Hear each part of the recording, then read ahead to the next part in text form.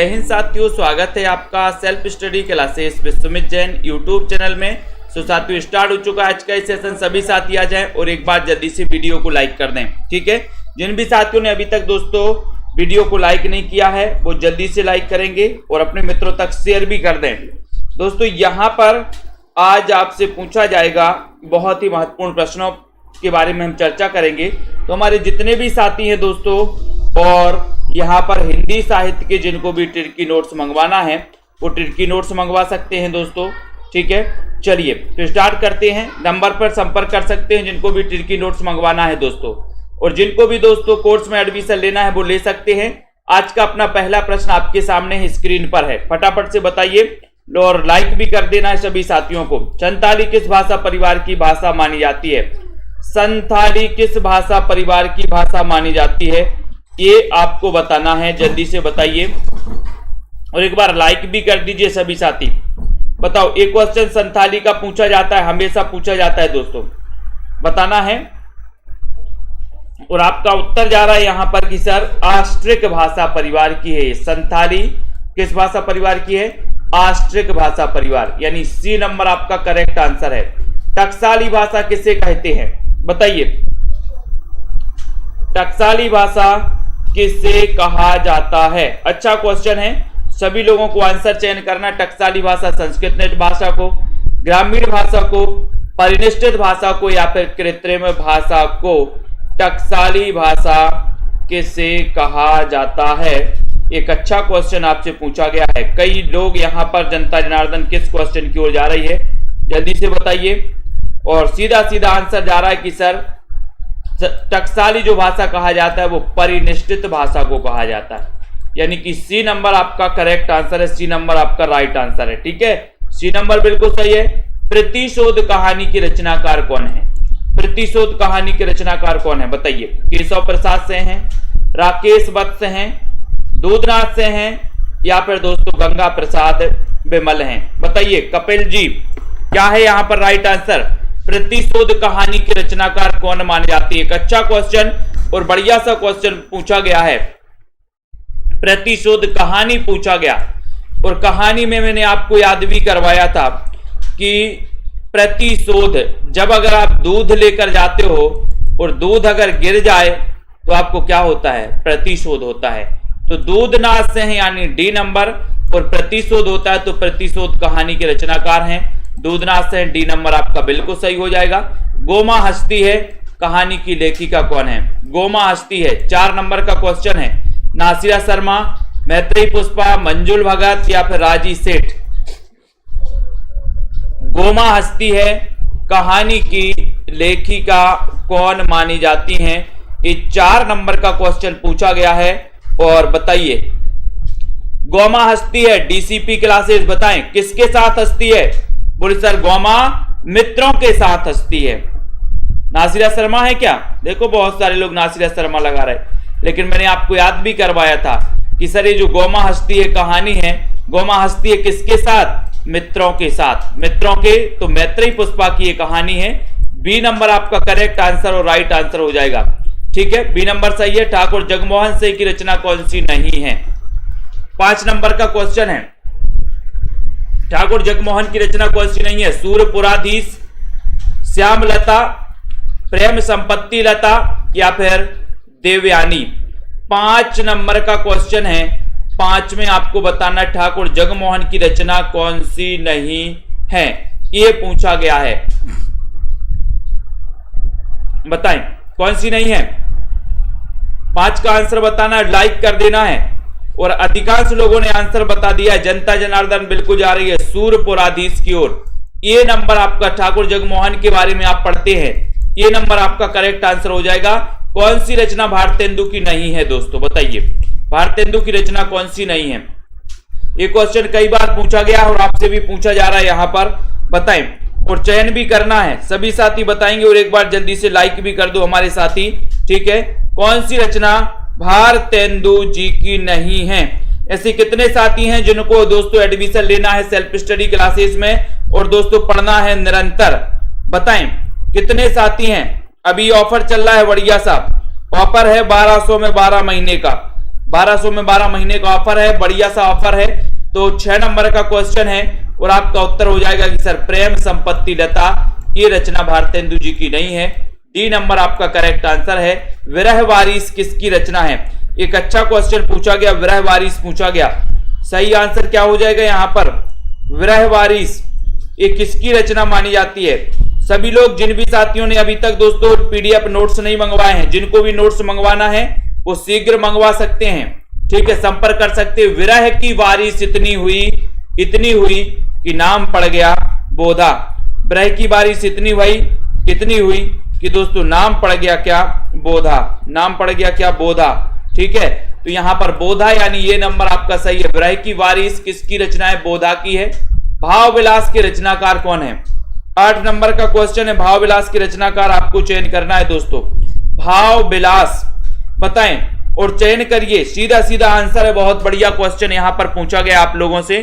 सभी लोग बताएंगे भाव विलास। भाव को क्या दो? विरह में नाम पड़ गया बोधा, बिल्कुल सही है। सीताराम मीना जी भाव विलास के रचनाकार कौन माने जाते हैं? 8 नंबर का क्वेश्चन और आपका उत्तर जा रहा है कि भाव को विलास देव यानी बी नंबर आपका राइट आंसर है। देव आपका सही आंसर है। लालटेन की छत ये किसका उपन्यास है? लालटेन की छत ये किसका उपन्यास है? अयोध्या से उपाध्याय हरिऔध का, निवास दास का, निर्मल वर्मा का या फिर गोपाल राम गहमरी का? लालटेन की छत किसका उपन्यास माना जाता है? 9 नंबर का क्वेश्चन है और ये कल भी क्वेश्चन अपना आया था। ये क्वेश्चन अपन ने पढ़ भी लिया है, कई बार पढ़ा है। दोबारा ये क्वेश्चन आया, लालटेन की छत के नीचे आपको कैसा लगता है?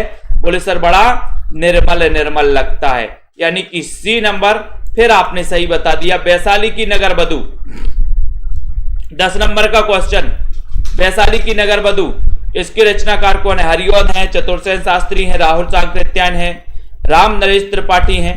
कौन माने जाते हैं वैशाली की नगर बधू के रचनाकार? 10 नंबर का क्वेश्चन है। सीधा सीधा आंसर आपको बताना है और अपन ने कई बार याद भी किया है कि सर वैशाली की जो नगर बधू है वो बहुत कैसी है? चतुर। तो चतुर्सेन शास्त्री यानी बी नंबर आपका करेक्ट और राइट आंसर है। ठीक है, निरंजनी संप्रदाय के प्रवर्तक कवि कौन है दोस्तों? निरंजनी संप्रदाय, ये संप्रदाय पूछा जाता है 11 नंबर का क्वेश्चन पूछा ही जाता है। निरंजनी संप्रदाय के प्रवर्तक कवि कौन है बताएं, और एक बार जल्दी से लाइक भी कर दें। 11 नंबर में सही आंसर क्या जा रहा है? हरप्रीत कौर जी। और सर निरंजनी संप्रदाय पूछा जाता है तो हरिदास निरंजनी माने जाते हैं। बी नंबर आपका करेक्ट और राइट आंसर है। तुलसीदास द्वारा लिखित शारीरिक पीड़ा से मुक्ति हेतु दोस्तों लिखा गया ग्रंथ कौन सा है? शारीरिक पीड़ा से मुक्ति हेतु लिखा गया ग्रंथ कौन सा है? रामलला नहचू, वर्वे रामायण, हनुमान बाहोक, विनय पत्रिका। 12 नंबर का क्वेश्चन है और बहुत ही बढ़िया क्वेश्चन माना जाता है। शारीरिक पीड़ा से मुक्ति हेतु लिखा गया इनका ग्रंथ कौन सा है? ये क्वेश्चन आपसे पूछा गया। लाइक करके सब्सक्राइब कर लो सभी साथी, बेल आइकन को भी दबा दिया करो ताकि इंफॉर्मेशन आपके दोस्तों मोबाइल पे पहुंचे यथा समय पर। 22-12 नंबर के क्वेश्चन में आपको पता है कि सर वो रचना हनुमान बाहोक है। सी नंबर आपका सही है। ठीक है, धातु सेन प्रसाद के किस नाटक का पात्र है? जिन भी साथियों को नोट्स मंगवाना है वो नोट्स मंगवा सकते हैं, चाहे पंजाब मास्टर कैडर वाले हों, चाहे दोस्तों एचपी टेट वाले हों, टीजीटी पीजीटी एलटी ग्रेड या केबीएस वाले हमारे साथी हों। ठीक है, तो धातु सेन प्रसाद के किस नाटक का पात्र है? ये क्वेश्चन पूछा गया। राजश्री का, चंद्रगुप्त का, ध्रुव स्वामी का या फिर स्कंद गुप्त का? धातु सेन। प्रश्न क्रमांक 13 नंबर का क्वेश्चन है और 13 नंबर में धातु सेन आपसे पूछा गया है। जनता जनार्दन कहां जा रही है बताइए, बताएं। सौरभ वर्मा जी, रजनीवाला जी, बोले सर धातु सेन स्कंद गुप्त नाटक का पात्र हैं और ये चारों के चार जो नाटक है दोस्तों ये प्रसाद के नाटक हैं। जयशंकर प्रसाद की राजश्री भी है, चंद्रगुप्त भी, ध्रुव स्वामी और स्कंद गुप्त। ठीक है, ये ध्रुव स्वामी उनका अंतिम नाटक माना जाता है। नेक्स्ट है औरंगजेब की आखिरी रात, इसके रचनाकार कौन है? 14 नंबर का क्वेश्चन। रिंकी वर्मा जी, आशा जी बताइए, राधा जी, औरंगजेब की आखिरी रात इसके रचनाकार कौन है? 14 नंबर का क्वेश्चन आपसे पूछा गया है। लाइक कर देना है जल्दी से, शेयर भी कर दो अपने मित्रों को। दोस्तों, औरंगजेब की आखिरी रात के रचनाकार कौन माने जाते हैं? अच्छा क्वेश्चन है, स्टडी विद और हेमा सिंह जी बताएं। राइट आंसर है कि सर औरंगजेब की आखिरी रात पूछा राम कुमार वर्मा लगा दो, जिनका जन्म 1905 में हुआ था। हिंदी साहित्य का आलोचनात्मक इतिहास लिखा था इन्होंने 1938 में, ठीक है, 1938 में, जो कि अधूरा ग्रंथ था। रघुकुल रीत सदा चले आई, प्राण जात पर वचन न जाई। बताइए कौन सा दोस्तों इनमें छंद है, कौन सा छंद है?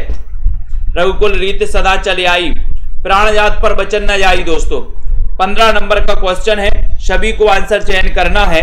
और ऐसे सभी साथी जिनको भी एडमिशन लेना है 15 तारीख से एक न्यू बैच स्टार्ट कर रहे हैं दोस्तों। न्यू बैच यानी कि शुरुआत से पढ़ने को आपको मिलेगा, शुरुआत से पढ़ाया जाएगा, हिंदी भाषा से आपको पढ़ाया जाएगा, उसके बाद देवनागरी, देवनागरी के बाद हिंदी साहित्य इतिहास लेखन के स्रोत, ये सारी चीजें आपको पढ़ाई जाएंगी। तो रघुकुल रीत सदा चली आई, और आपने पढ़ी है कि सर ये तो चौपाई है, चौपाई है। कितनी मात्राएं होती है? 16 मात्राएं होती हैं, ठीक है, यानी कि बी आपका राइट आंसर है। गणों की सही संख्या है तो क्या है? 4 है, 6 है, 8 है या फिर 10 है? गणों की संख्या, छंद में दोस्तों जो गण होते हैं, गणों की संख्या आपको बताना है कितनी मानी जाती है, गणों की संख्या कितनी मानी जाती है? 4, 6, 8 या फिर 10? और 16 नंबर के क्वेश्चन में आपने बताया है कि सर जो गण होते हैं, गण कितने होते हैं? सगण, तगण, मगण, जगण, कितने होते हैं? गण होते हैं 8। कितने होते हैं? 8, यानी कि सी नंबर, ठीक है, ये हो जाएगा। घर के लिए सही पर्यायवाची वाले शब्दों की पंक्ति को देखना है। घर के सही पर्यायवाची शब्द कौन कौन से हैं? सदन, निकेतन, गेह, सदन, निकेतन, ग्रह, सदन, निकेतन, गह, साधन, निकेतन या फिर गेह। घर के लिए सही पर्यायवाची शब्दों का चयन करना है। यमाता, राजभान, सलगा, बिल्कुल सही है। बिमलेश कुमारी जी बताइए, चंदन जी, अनीता जी, घर के लिए सही पर्यायवाची शब्द कौन से हैं? 17 नंबर का क्वेश्चन है, तो आपको पता ही है कि सर यहां पर जो पंक्ति हो जाएगी, देखो 17 का बीट बता रहे हैं बहुत सारे लोग, बहुत बढ़िया। कौन कौन बता रहे हैं? बी, यहां पर बिमलेश कुमारी बी बता रही हैं, प्रिया दुबे भी बी बता रही हैं, और बताओ को बता रहा है? अर्चना लोधी बी बता रही हैं, बहुत बढ़िया। और बता दो कौन बता रहा है, देख लें जरा। बी और बता रहे हैं, बलजीत जी भी बी बता रहे हैं, बहुत बढ़िया बलजीत जी।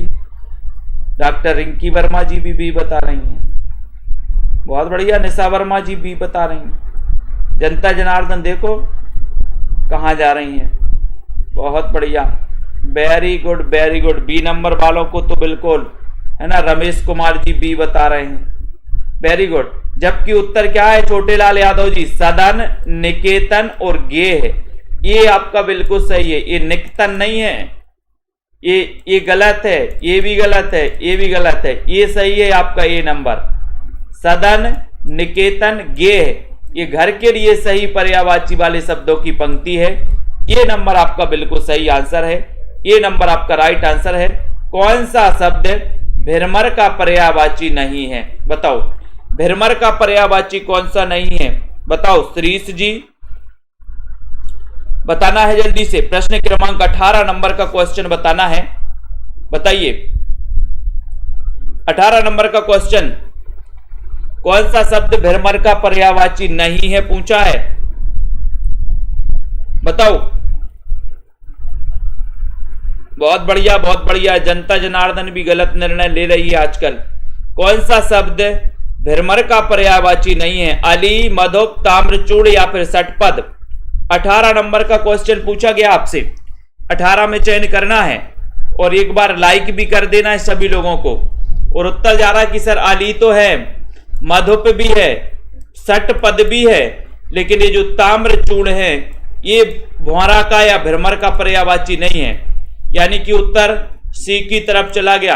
जनता जनार्दन बिल्कुल राइट, बहुत बढ़िया। रसोत्पत्ति में आश्रय की चेष्टाएं क्या कहलाती हैं? बहुत बढ़िया क्वेश्चन पूछा गया। 19 नंबर में राहुल राज जी सभी लोग बताएंगे। और दोस्तों जिनको भी एडमिशन लेना है लाइव क्लास में, लाइव कोर्स में, तो 1200 में 12 महीने, 1200 में 12 महीने का ऑफर चल रहा है। जिसमें आपको विस्तृत अध्ययन करवाया जाएगा। 15 तारीख से न्यू बैच स्टार्ट हो रहा है, तो बिल्कुल शुरुआत से पढ़ाया जाएगा। टॉपिक वाइज टेस्ट भी लिए जाएंगे आपके, है ना। एक टॉपिक जैसे हिंदी भाषा का टॉपिक पढ़ लिया, उसके बाद टेस्ट होगा, ठीक है। और दोस्तों आपके बहुत सारे ट्रिकी वीडियो भी इसमें मिलेंगे, बहुत सारे टेस्ट भी आपको मिलने वाले हैं, ठीक है। तो रसोत्पत्ति में आश्रय की चेष्टाएं क्या कहलाती हैं, 19 नंबर का क्वेश्चन आपसे पूछा गया है। तो आपका उत्तर हो जाएगा कि सर वो कहलाती है अनुभाव। क्या कहलाती हैं? अनुभाव कहलाती हैं, ठीक है। तो जिन्होंने भी बताया कि आश्रय की जो चेष्टाएं हैं वो अनुभाव कहलाती हैं, यानी कि आपका उत्तर जो सी नंबर है, देखो लाइन से लगा रहा है बी नंबर, आलंबन, ठीक है। तो बिल्कुल सही है ना। निधि भारद्वाज जी, टाइम नहीं है तो बिल्कुल आराम से बैठो, चिंता नहीं है, यहां ऐसे ही क्लास चलती है। टाइम नहीं है तो आराम से बैठो, ठीक है। रस सूत्र है विभाव अनुभाव व्याभिचारी संयोगाद्रस निष्पत्ति, इसके आपको बताना है 20 नंबर का क्वेश्चन। ये बताइए कहां से लिया गया ये सूत्र है। यहां पर जो आए पढ़ने के लिए वो टाइम निकाल कर ही आए, नहीं तो घर पर बैठे। रस सूत्र विभाव अनुभाव व्याभिचारी संयोगाद्रस निष्पत्ति ये बताना है। प्रश्न क्रमांक 20 नंबर का क्वेश्चन है। 20 नंबर का आंसर यहां पर क्या हो जाएगा बताइए। 20 नंबर में आंसर क्या है रस सूत्र का? ये कहां से लिया गया रस सूत्र है? तो सभी को पता है कि सर नाट्य शास्त्र ग्रंथ है, नाट्य शास्त्र ग्रंथ किसका? भरत मुनि का, ठीक है। और भरत मुनि ने रसों की संख्या जो मानी वो कितनी मानी? 8 मानी, ठीक है। इन्होंने शांत रस नहीं माना, शांत रस नहीं माना, ठीक है। और इन्होंने अलंकारों की संख्या कितनी मानी? 4 मानी, ठीक है। तो ये बिल्कुल सही है। नेक्स्ट देखो, अंगूर खट्टे होना मुहावरे का सही अर्थ क्या है? प्रश्न क्रमांक 21 नंबर का क्वेश्चन है। अंगूर खट्टे होना, सुनील तिवारी जी बताइए। कुरैशी जी क्या है यहां पर राइट आंसर? शीतांशु जी सभी लोग बताएंगे, विश्वास मलिक जी, मंजू जी। अंगूर खट्टे होना मुहावरे का सही अर्थ क्या माना जाता है? 21 नंबर का क्वेश्चन है। 21 में लाइक करना है। कोई वस्तु ना मिलने पर उसका दोष निकालना, कोई वस्तु ना मिलने पर उसका दोष निकालना, यानी कि आपका जो बी नंबर है, बी नंबर बिल्कुल सही है। बी नंबर आपका राइट आंसर है, ठीक है। कोई वस्तु ना मिलने पर उसका दोष निकालना, बी नंबर करेक्ट आंसर है। चारू चंद्र की चंचल किरणें खेल रही थी जलथल में, इसमें कौन सा अलंकार है? कई बार पूछा भी गया है आप लोगों से और आपको पता भी है, और पूछा भी जाता है, आगे भी पूछा जाएगा। सरल है लेकिन पूछा जाता है दोस्तों, बताइए। पंकज जी, आनंद जी सभी लोग बताएं। लेट्स प्ले वे चारूचंद्र की चंचल किरणें खेल रही थी जलथल में। जिन भी साथियों को हिंदी साहित्य के नोट्स मंगवाना है, ट्रिकी नोट्स, वो मंगवा सकते हैं दोस्तों अपने घर पर, ठीक है। संपर्क करें और नोट्स अपने घर पर मंगवा सकते हैं। बाई पोस्ट 1 सप्ताह में आपके घर दोस्तों नोट्स पहुंच जाएंगे। चारूचंद्र की चंचल किरणें, इसमें कौन सा हो जाएगा? वो सर अनुप्रास अलंकार हो जाएगा। बी नंबर आपका करेक्ट आंसर है और राइट आंसर है। कमल नयन में कौन सा दोस्तों अलंकार है? कमल नयन में 23 नंबर का क्वेश्चन पूछा गया है। 23 का उत्तर क्या हो जाएगा? कमल नयन में कौन सा अलंकार है? मंजू यादव जी, आयुष सिंह जी बताइए। राजीव मौर्य जी, श्रीश मिश्र जी, कमल नयन पूछा है आपसे। कमल नयन में कौन सा अलंकार है? एक बढ़िया सा क्वेश्चन पूछा गया और आपका उत्तर हो रहा है कि सर यहां पर रूपक अलंकार लगा दो। रूपक, देखो बहुत सारे लोग अनुपमा लगा रहे हैं। कमल रूपी नयन नहीं हो जाएंगे यहां पर, तो रूपक अलंकार हो जाएगा ना ये नंबर में, ए नंबर, ठीक है। कौन सी रचना महादेवी वर्मा जी की नहीं है? एक क्वेश्चन पूछा गया। कौन सी रचना नहीं है महादेवी वर्मा जी का, जिनका जन्म 1907 में हुआ था दोस्तों? छायावाद की आधार स्तंभों में नाम लिया जाता है इनका, निहार, रश्मि, नीरजा, ये भी अपन को याद रख लेना है, ठीक है।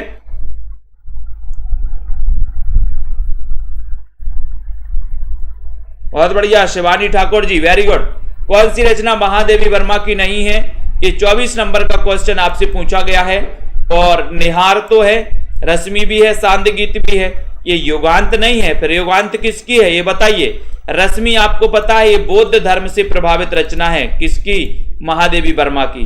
तो यहां पर आपका उत्तर बी नंबर सही है, युगांत। और युगांत के रचनाकार कौन है ये भी आपको बताना है। पंत की कौन सी रचना अरविंद दर्शन से प्रभावित है दोस्तों, 25 नंबर का क्वेश्चन।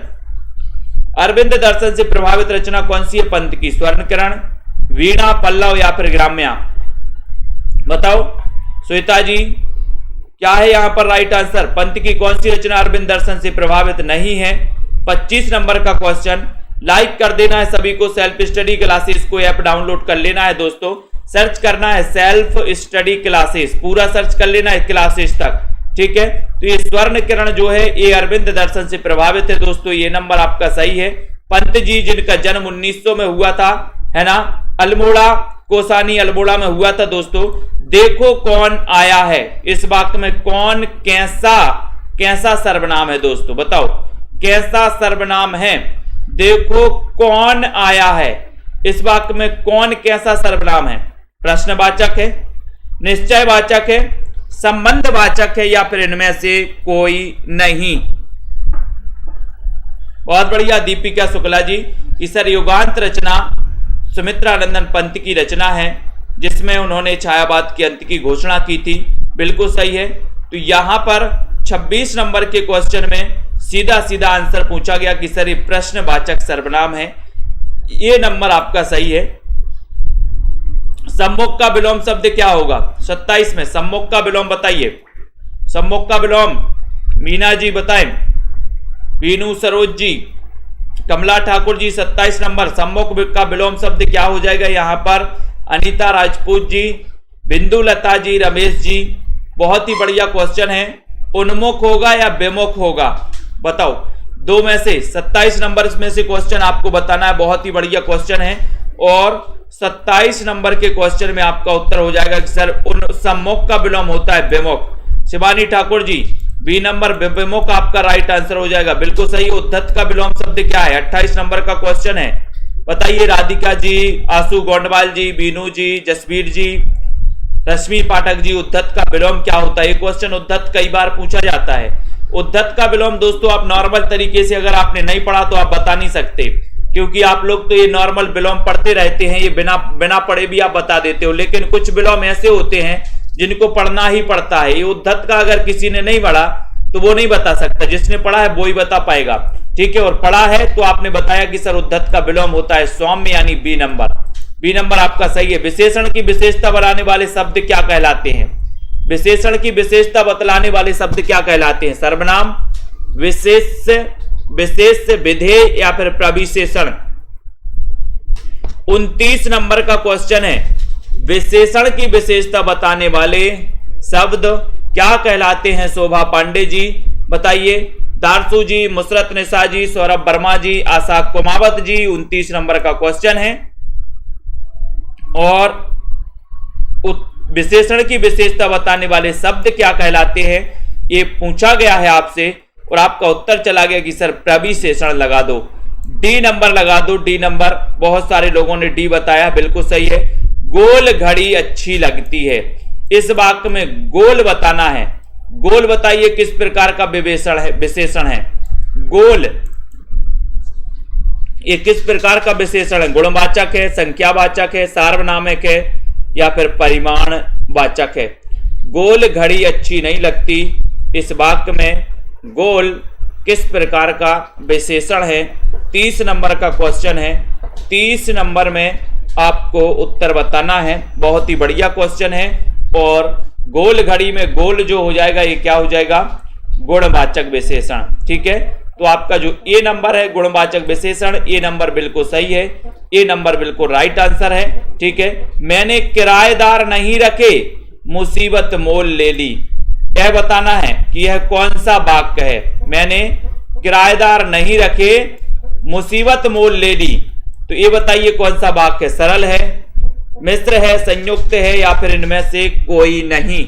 31 नंबर का क्वेश्चन है, 31 नंबर में आपको बताना है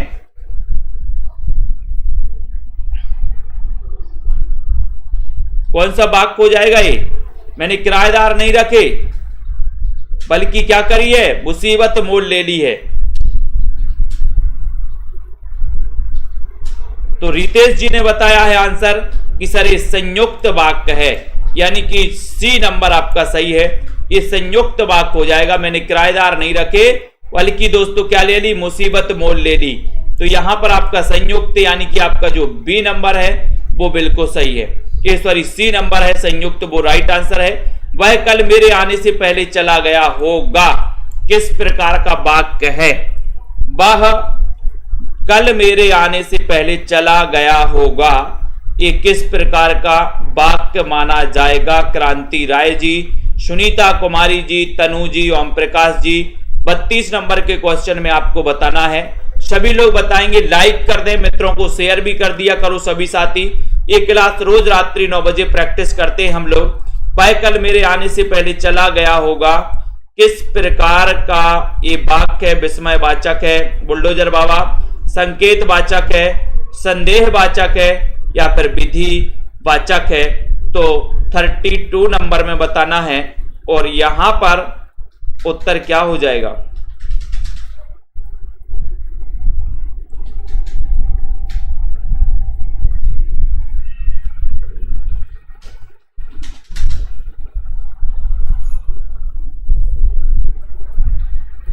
क्या हो जाएगा यहां पर 32 नंबर के क्वेश्चन में, बताओ। सभी लोगों ने संदेहवाचक बता दिया, लेकिन यहां पर जो आपका उत्तर है दोस्तों, वो उत्तर हो जाता है, कौन सा हो जाता है, वो हो जाता है संकेतवाचक। वह कल मेरे आने से पहले चला गया होगा, संकेतवाचक है। अगला देख लो, आदिकाल को बीज वपन काल किसने कहा, आदिकाल को बीज वपन काल किसने कहा, जल्दी से बताइए।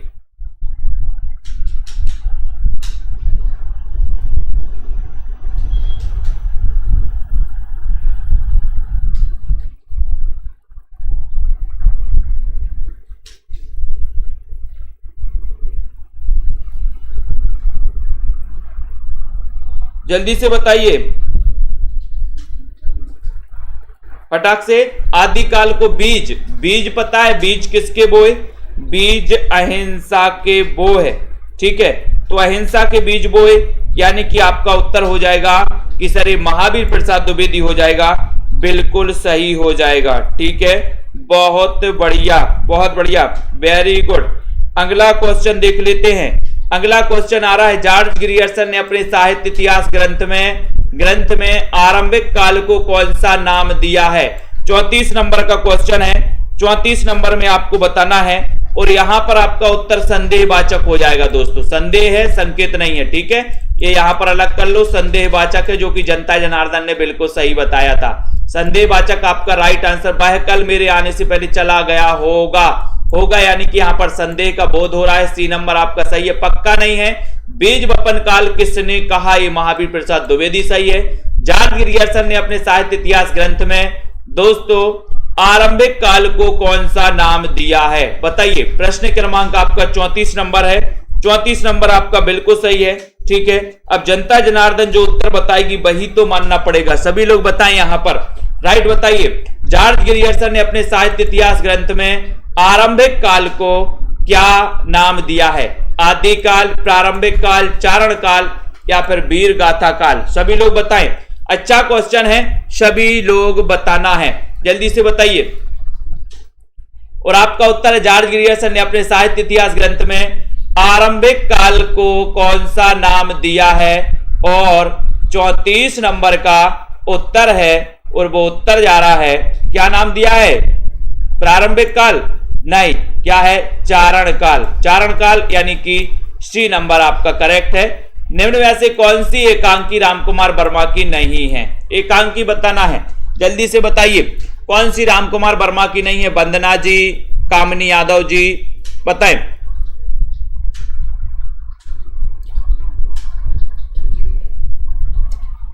निम्न में से कौन सी एकांकी रामकुमार वर्मा की नहीं है, ये क्वेश्चन आपसे पूछा गया है। तो जल्दी से एक बार सभी लोग बताएंगे उत्तर आपका क्या हो जाएगा यहां पर? सभी लोगों का आंसर जल्दी जल्दी से आने चाहिए, सभी लोग बताएं। और आपका उत्तर है कि सर यहां पर नहीं है, पूछा है 35 नंबर के क्वेश्चन में पूछा है। उत्तर क्या हो रहा है कि सर एक कारवा नहीं है, कारवा। बाकी ये है पृथ्वीराज की आंखें हैं, ठीक है। जनता जनार्दन सही जा रही है, वेरी गुड। रेशमी टाई, सप्तकिरण भी है, कारवा नहीं है, ठीक है, बहुत बढ़िया, ठीक है, वेरी गुड। नेक्स्ट देखो, प्रगतिवादी समीक्षक हैं, कौन है प्रगतिवादी समीक्षक? बताना है, बताएं। प्रगतिवादी समीक्षक कौन माने जाते हैं? मार्क्सवादी समीक्षक कौन माने जाते हैं? ये क्वेश्चन तो प्राय आता ही है। आलोक से बताइए।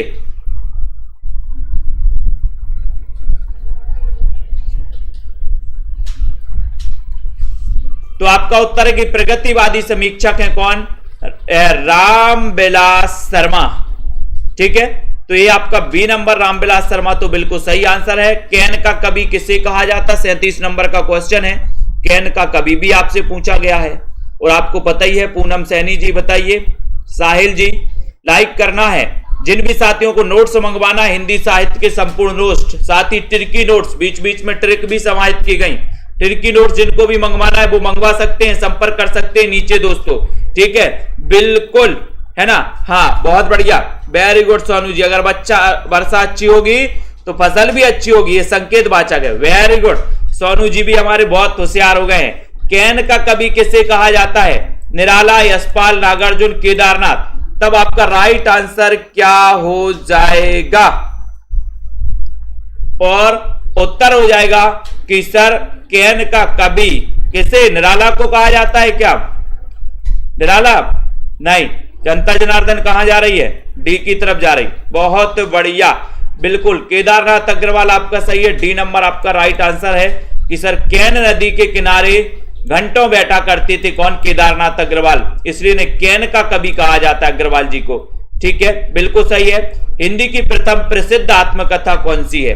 प्रथम प्रसिद्ध आत्मकथा, ये क्वेश्चन पूछा गया था दोस्तों, ये पूछा गया था पंजाब मास्टर कैडर में पिछली बार। हिंदी की प्रथम प्रसिद्ध आत्मकथा कौन सी मानी जाती है? देखते हैं कौन कौन सही बता पाता है, यहां पर कौन कौन लुढ़क जाता है। जनता जनार्दन कहां जा रही, किसकी ओर जा रही है? हिंदी साहित्य के नोट्स मंगवाने के लिए दोस्तों आप नीचे लिखा नंबर संपर्क कर सकते हैं और अपने घर पर हिंदी साहित्य के ट्रिकी नोट्स मंगवा सकते हैं। हिंदी की प्रथम प्रसिद्ध आत्मकथा कौन सी है? 38 नंबर के क्वेश्चन में आपको बताना है माया राम जी। और सभी लोगों ने बताया कि सर हिंदी की जो प्रथम प्रसिद्ध आत्मकथा मानी जाती है मेरी आत्म कहानी, इसका रचना काल भी बताइए जल्दी से। मेरी आत्म कहानी जो कि श्याम सुंदर दास द्वारा रचित है, ये नंबर आपका बिल्कुल सही है। इसका रचना काल क्या है? रचना काल बताइए। मेरी आत्म कहानी, ये नंबर में आपका सही है। अगला है शिकंजे का दर्द, आत्मकथा है, किसकी है? सुशीला टाकबोरे, माता प्रसाद, देवराज उपाध्याय या फिर धर्मवीर। शिकंजे का दर्द आत्मकथा किसकी मानी जाती है? रचना जी, रोली सिंह जी, बीनू सरोज जी बताइए, मोना जी, जसवीर जी, सुनील जी। शिकंजे का दर्द ये आत्मकथा किसकी है? ये 39 नंबर का क्वेश्चन आपसे पूछा गया है। 39 नंबर में आपका उत्तर जा रहा है कि सर शिकंजे का दर्द यानी कि सुशीला टाकबोरे। सुशीला टाकबोरे यानी कि आपका जो ये नंबर है, ये नंबर वो बिल्कुल सही है, ये नंबर आपका सही है। शिकंजे का दर्द बोले हम सुशीला टाकबोरे हो जाएंगे ये नंबर, वेरी गुड। संस्कृत के ऐसे शब्द जिन्हें हम ज्यों का त्यों प्रयोग में लाते हैं, 40 नंबर का क्वेश्चन है, सभी लोग बताएंगे। लाइक करना है टीजीटी पीजीटी वाले, एलटी ग्रेड वाले, केबीएस, एचपी कमीशन, एचटेट वाले, जिनको भी हिंदी साहित्य के ट्रिकी नोट्स मंगवाना है, आरपीएससी वाले, मास्टर कैडर वाले, वो मंगवा सकते हैं दोस्तों, ठीक है। हिंदी साहित्य के बढ़िया नोट्स बनाए गए हैं, वो मंगवा सकते हैं, संपर्क कर सकते हैं। और जिन भी साथियों को लाइव कोर्स में एडमिशन लेना है वो लाइव कोर्स में एडमिशन ले सकते हैं। आपको करना क्या है? Self study classes app download कर लेना है और हमसे सीधा संपर्क कर लेना है कि सर हमें लाइव कोर्स में एडमिशन लेना है, ठीक है, जिनमें आपको विस्तृत पढ़ाया जाता है, टॉपिक वाइज टेस्ट भी करवाया जाता है, उसे तत्सम कहा जाता है। बी नंबर आपका सही है। कौन सा शब्द तुर्की है? तुर्की का शब्द कौन सा है? 41 नंबर का क्वेश्चन। तुर्की का शब्द कौन सा है शिव कुमार जी? कैंची है, चाय है, कमरा है या फिर रिक्शा है? ये बताना है, बताइए, बताएं। प्रश्न क्रमांक 41 नंबर है। आपको पता है कि इनमें से कौन सा शब्द तुर्की का है? 41 नंबर का बहुत ही बढ़िया क्वेश्चन।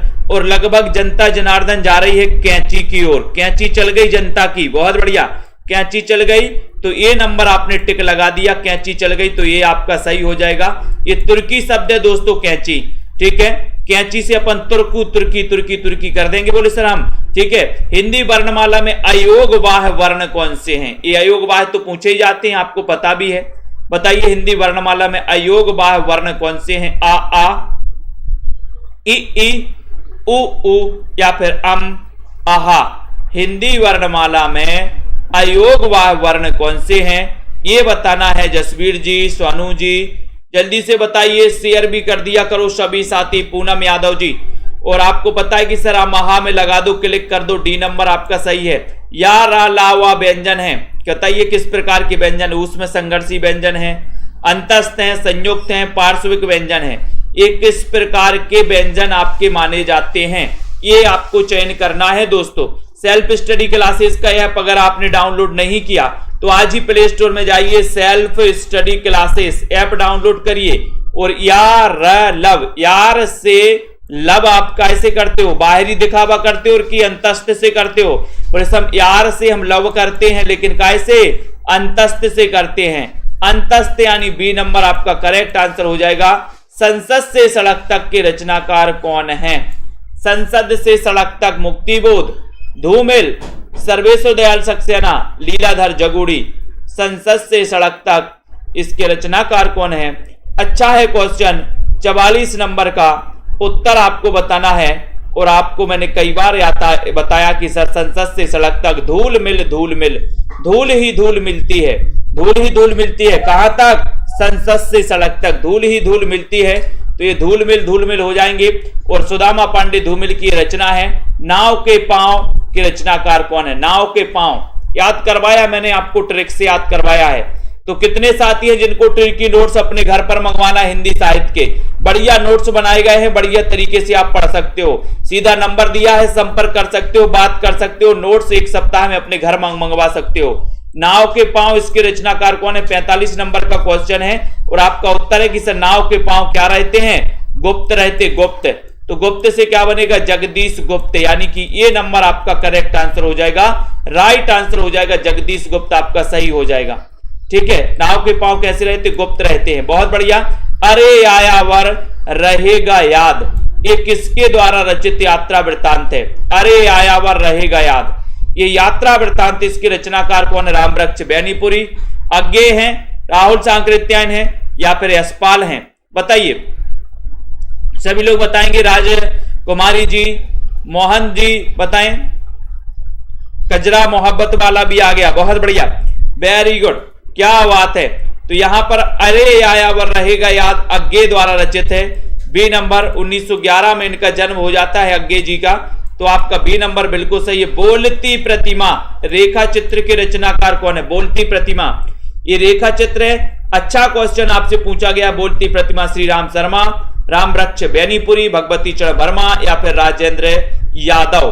बोलती प्रतिमा इसके रचनाकार कौन माने जाते? आयुष जी, रीना यादव जी, कमलाकांत जी, श्वेता जी, लालदास जी। और बिल्कुल सही है, बहुत बढ़िया। ठीक है, तो उत्तर है कि सर बोलती है प्रतिमा किसकी? श्री राम की बोलती प्रतिमा। ठीक है, बोलती प्रतिमा श्री राम की, तो श्री राम शर्मा, यानी कि ये नंबर आपका सही है। ये नंबर आपका बिल्कुल राइट आंसर हो जाता है। महामानव महापंडित जीवनी के लेखक कौन है? महामानव महापंडित, ये जीवनी किसने लिखी? 48 नंबर के क्वेश्चन में आपको बताना है। लाइक भी कर देना है, सभी लोग बताएंगे। ठीक है, बहुत बढ़िया। और शेयर भी कर दो। महामानव महापंडित जीवनी के लेखक कौन माने जाते हैं? हिंदी साहित्य के बढ़िया नोट्स बनाए गए, जो मैंने स्वयं बनाए हैं दोस्तों, बहुत ही मेहनत करके आप लोगों के लिए बनाए हैं। कई पुस्तकों का संकलन किया है और आपको बीच बीच में ट्रिक भी उसमें समाहित की गई है। सो जिन भी साथियों को ये मंगवाना है ये नोट्स, वो मंगवा सकते हैं। महामानव महापंडित जीवनी के लेखक कौन है? 48 नंबर का क्वेश्चन है, उत्तर है कमला सांकृत्यायन, यानी कि बी नंबर आपका करेक्ट और राइट आंसर हो जाता है। ठीक है, बी नंबर। आवारा मसीहा में किसके जीवन का उल्लेख किया गया? ये तो आपको पता ही है कि आवारा मसीहा के रचनाकार विष्णु प्रभाकर हैं, लेकिन इसमें किसके जीवन का उल्लेख किया गया है? अनिल तिवारी जी, ये भी आपको पता होनी चाहिए। बताओ किसके जीवन का उल्लेख किया गया इसमें 49 नंबर के क्वेश्चन में। और सीधा सीधा आंसर जा रहा है कि सर आवारा मसीहा में किसके जीवन, यानी कि शरत चंद्र के जीवन का उल्लेख किया गया। इसके रचनाकार विष्णु प्रभाकर हैं। ये नंबर आपका करेक्ट और राइट आंसर है। एक सूनी नाव के रचनाकार कौन है? एक सूनी नाव, ये किसकी रचना है बताओ? एक सूनी नाव के रचनाकार कौन है? सभी लोग चयन करेंगे। नितिन सागर जी बताइए, आनंद जी, दारसू जी बताएं, सुनील जी। और एक सूनी नाव यानी कि 50 नंबर का क्वेश्चन। बोले सर हम एक सूनी नाव से सर्वे करने जाएंगे। क्या करने जाओगे? सर्वे, सर्वे करने जाएंगे पूनम साक्य जी। एक सूनी नाव से हमें सर्वे करना जाना है, तो सर्वेश्वर दयाल सक्सेना, यानी कि डी नंबर आपका सही है। एक सूनी नाव से हम कहां जाएंगे? सर्वे करने। तो सर्वे से क्या बनेगा? सर्वेश्वर दयाल सक्सेना। बहुत ही बढ़िया तरीके से आप लोगों ने पढ़ाई की है, बढ़िया तरीके से पढ़ रहे हो। ये हिंदी साहित्य के नोट्स दोस्तों जिनको भी मंगवाना है आप घर बैठे मंगवा सकते हैं, एक सप्ताह में आपके घर पहुंच जाएंगे। बढ़िया तरीके से आनंद से पढ़िए, मजा आएगा। बहुत ही बढ़िया तथ्यों का समावेश किया गया है, इंपॉर्टेंट चीजें सारी उसमें समावेश की गई हैं। ठीक है, हर टॉपिक के वाइज उसके बाद दोस्तों उसके इंपॉर्टेंट तथ्य भी दिए गए हैं। टॉपिक वाइज रचनाएं, क्रमबद्ध रचनाएं लिखी गई हैं, सन वाइज रचनाएं लिखी गई हैं, कवियों के परिचय इसमें दिए गए हैं। ठीक है, बहुत बढ़िया। तो जिन भी साथियों के नोट्स मंगवाना है आप अपने घर पर मंगवा सकते हैं। और जिन भी साथियों को हिंदी साहित्य के दोस्तों सेल्फ स्टडी क्लासेस में एडमिशन लेना है तो अभी 10 तारीख तक ऑफर है 1200 में 12 महीने का। 15 तारीख से न्यू बैच स्टार्ट होने वाला है। मधु, दिम्मन जी, राजीव जी, ठीक है, और पायल रानी जी, पूनम जी, निशा जी, सोनू KM जी, रितु जी, रजनी जी, अनुराग, विकास जी, लालदास जी, बिंदु जी, पूनम, नीतू जी, बहुत बढ़िया। ठीक है, सभी साथी पढ़ते रहे। ज्योति शर्मा जी, ठीक है, बहुत बढ़िया है ना। और बिंदु लता जी, आलोक सिंह जी, लालदास जी, अशोक जी, छोटे लाल जी, ठीक है, अर्चना जी, वंदना जी, आयुष जी, सभी साथियों को धन्यवाद। पढ़ते रहें, अध्ययन करते रहें। जिन भी साथियों को नोट्स मंगवाना वो संपर्क करें। और दोस्तों जिन भी साथियों को एडमिशन लेना वो self study classes app download कर लें। ठीक है, पढ़ते रहें, अध्ययन करते रहें, लाइक करते रहें, शेयर करते रहें। मोना भील जी, मधु जी, बीनू जी, आलोक सिंह जी, आशा जी, ममता जी, ज्योति जी, सोनू KM जी, अंजू यादव जी, पूनम यादव जी, राशिद कुरैशी जी, ठीक है, दीपिका शुक्ला, अनीता जी, विकास भाटी जी, सभी को धन्यवाद। पूनम इंसान जी, ठीक है, जय हिंद।